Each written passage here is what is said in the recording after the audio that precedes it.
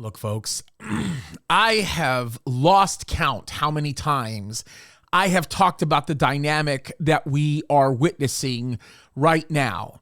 But I'm going to explain how totalitarian rulers actually work. When totalitarianism comes in, what they end up doing is producing a mechanism for their rule that prepares people to accept the premise by which they continue to function through the implementation of mass psychosis.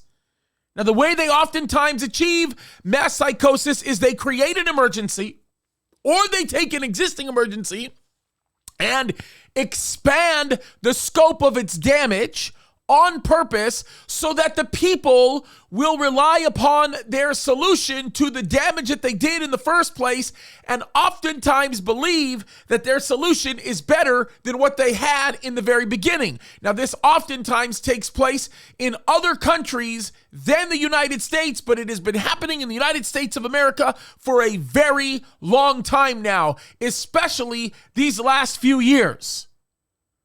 The current president of the United States is no exception to this rule, as I am looking at an article that says Biden promises executive action on climate change as energy costs spike. Yes, he is promising that he is going to sign more of his dictatorial executive orders in order to change things based on the premise of acting on climate change.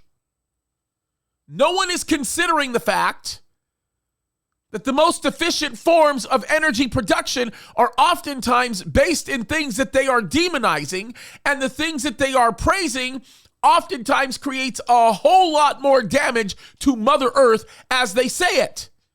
If you don't believe me, go look into what it takes to actually produce a battery that is in an electric vehicle, or all of the batteries necessary in electric vehicles.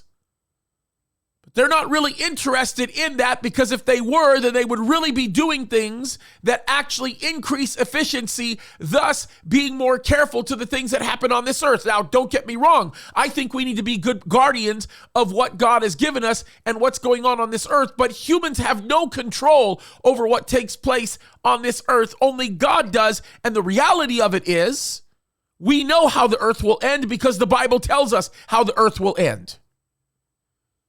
Now, I am saying this because when you look at a president who makes a statement like this, I'm going to quote him: "The climate crisis is the existential threat, not the hyperbole." It's a fact. No, it's not. He's a gaslighter. He's a liar. And I am not going to stand here, or sit here for that matter, because I'm sitting right now, and actually stand in agreement with the kind of propagandist garbage that this president continues to communicate. These are lies designed to do one thing, and that is to sacrifice this beautiful country, this amazing republic that God put together.